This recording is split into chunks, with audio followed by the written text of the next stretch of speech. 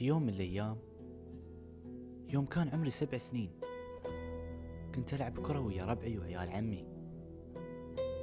كان يدي قاعد يطالعنا وإحنا نلعب، وفجأة زقرني وقال لي تعال يا زايد، أبغيك تزرع نبتة، وأعطاني شيوة بنفس الوقت.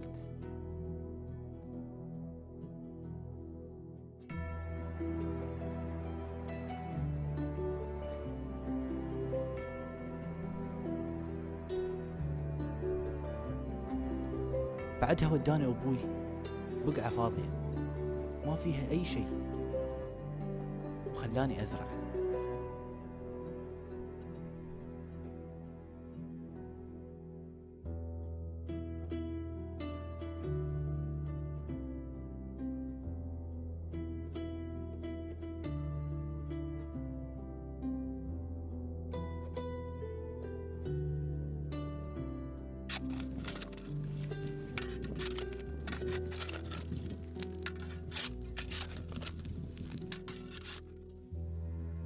عقبها خلصت زراعة، وأنا ليل الحين مو فاهم ليش قاعد أزرع.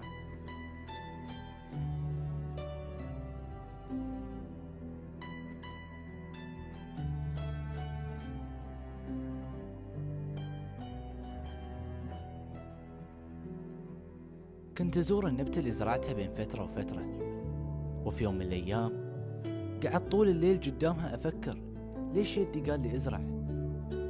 وعلى وجه الفير فهمت إنه كان يقصد مثل ما كانت الشجرة بذرة، كان الاتحاد مجرد فكرة، وكل شيء في الدنيا يتطور ويزدهر.